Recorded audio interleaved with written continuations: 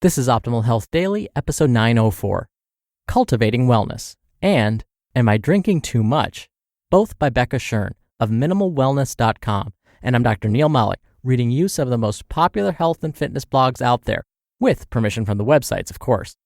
Now, if you want to meet some like-minded people and participate in bonus book giveaways and a lot more, come join our Facebook group. You can search for Optimal Living Daily Podcasts on Facebook to find it and request access. Or the shortcut link is oldpodcast.com/Facebook. So again, welcome to the new year. Thank you for being here. And I'll have to be honest about something. I love the holidays so much that I do experience a little bit of post-holiday blues. So I am a little bit bummed out today that the holidays are over, but what makes me happy is being here and giving you this information. So again, thank you for being here. Without you, this show wouldn't exist. So let's jump right in. Let's get to our 2 posts today as we optimize your life. Cultivating Wellness by Becca Shern of minimalwellness.com. It's easy to feel that our world is falling apart at the seams. When was the last time you read or turned on the news and found an uplifting story? It's been a while. Spreading negativity congregates eyeballs, but it doesn't cultivate wellness in any aspect of life, public or private. When we view life through a pessimistic lens, we are drawn to unnecessarily restrictive diets, punishing exercise routines, and endless lists of hazards. This mindset causes anxiety about our food choices, hatred of our naturally beautiful and amazing bodies, and fear of environmental toxins. Instead of obsessing about what to restrict, eliminate, and avoid, we can focus on what positive actions we can take to cultivate wellness, build vibrancy, and feelings of good health. What can we add so our plates, bodies, hearts, and lives are alive, abundant, and full of love? We can enjoy more energizing greens and satisfying savory vegetables, more whole food sources of succulently sweet fruit, luxurious fats, strength-building proteins, and satiating starches, more meals that leave us feeling truly nourished. If we slow down and tune in to how we feel physically and emotionally during and after meals, we can use those insights to inform and motivate future choices. We can be physically active in a way that honors our innate need to move, but doesn't feel punitive or forced. We can curiously and playfully experiment with different movements that help us feel grounded, calm, and strong. We can take more long, lazy walks.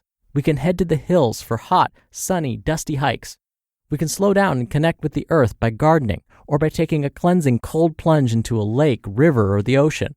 We can get lost in organic, passionate, and physical expression with dance, tai chi, yoga, or even running intervals in the rain, dripping with sweat while spinning, or building calluses weightlifting can be positive and rejuvenating with the right mindset. We can prioritize laughter and connection with a friend or loved one instead of checking email for the 10th time that day. We can get that desperately needed sleep instead of endlessly scrolling through social media. We can do something unexpectedly kind for a stranger. We can take 5 long, slow, deep, restorative breaths. We can listen to music that makes our soul sing. We can cultivate wellness by smiling and focusing kindly on the moment before us. Am I Drinking Too Much? By Becca Shern of minimalwellness.com. Once a week, while having dinner with Ella, I join her at the table, dinner on one hand, cold IPA in the other. Then twice a week. Then 3 times. It's just a nice way to end the day, to relieve the stress of parenting, I thought. But eventually, I found myself in the kitchen most nights, glass in hand, justifying my mounting habit with flippant dismissals. What's the big deal if I'm tipsy? I'm relaxed. This is what most parents do, I'd mutter to myself and then take a sip. Investigating less desirable behaviors and admitting that some of our actions might not be in line with our best selves is not an enjoyable activity.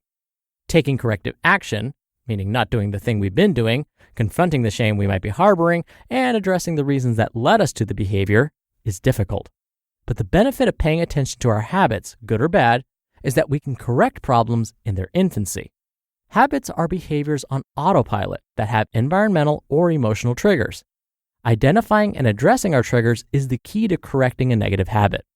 Recently, I spent a month away from alcohol, interrogating my consumption patterns in an effort to unravel some unhealthy trends I saw developing.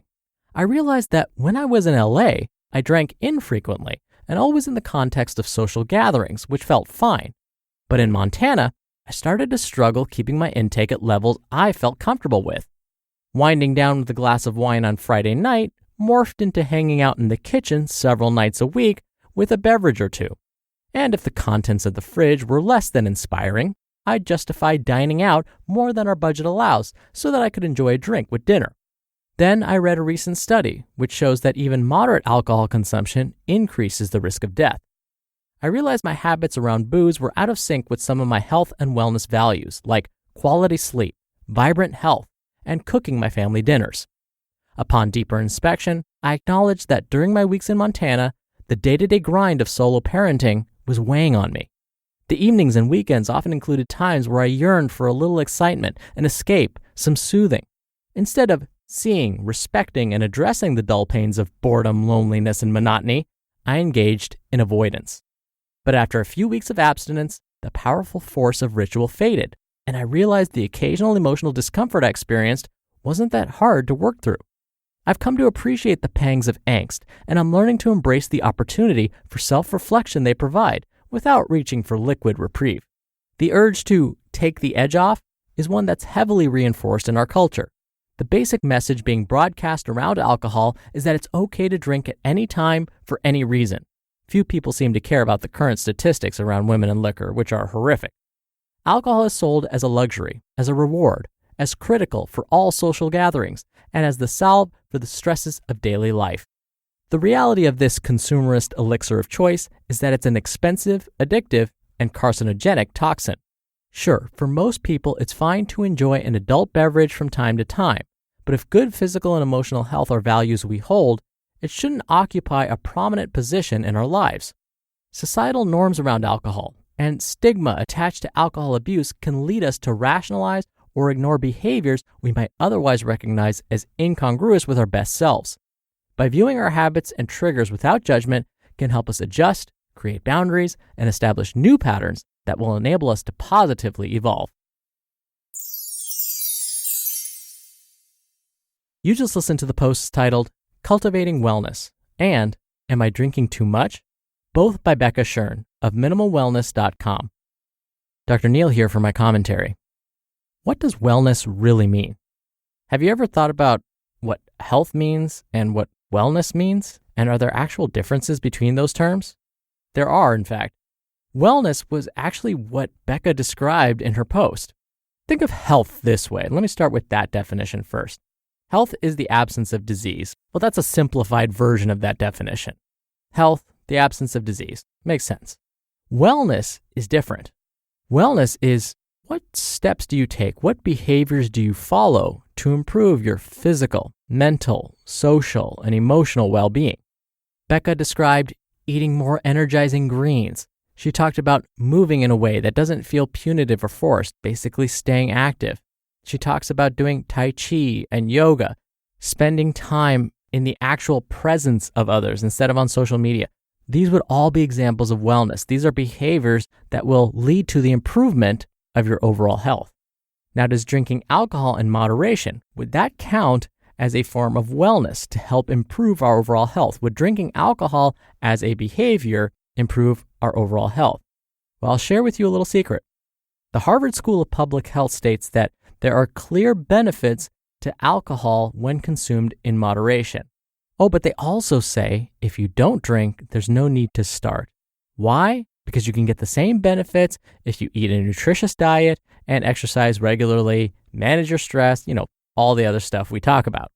But if you do drink, what they would recommend is for women, no more than 1 drink per day, and for men, no more than 2 drinks per day. What's a drink? 1 drink, well, there are different ways to look at it.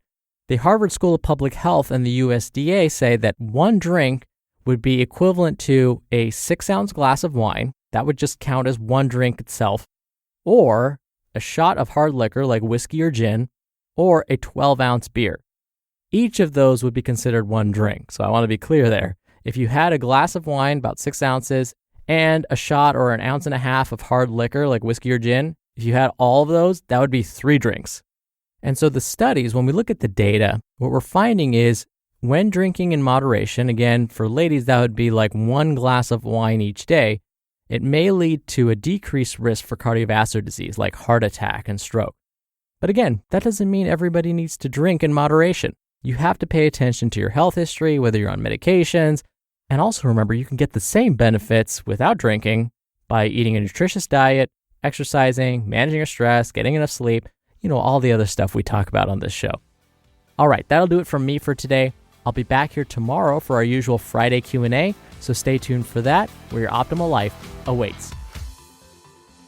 Hello, Life Optimizer. This is Justin Malik, creator and producer of this show and Optimal Living Daily, the brother podcast of this one. Literally, I'm Dr. Neil's brother.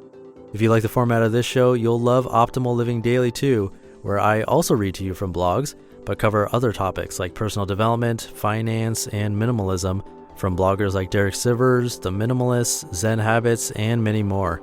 So for more amazing content read to you for free, come subscribe to Optimal Living Daily too, and together we'll optimize your life. You've been listening to Optimal Health Daily. Be sure to hit the subscribe button to stay up to date on each new episode, and head to oldpodcast.com. That's oldpodcast.com for a free gift, as well as more actionable tips and resources to help you maximize your potential. Thanks for joining us, and remember, your optimal life awaits.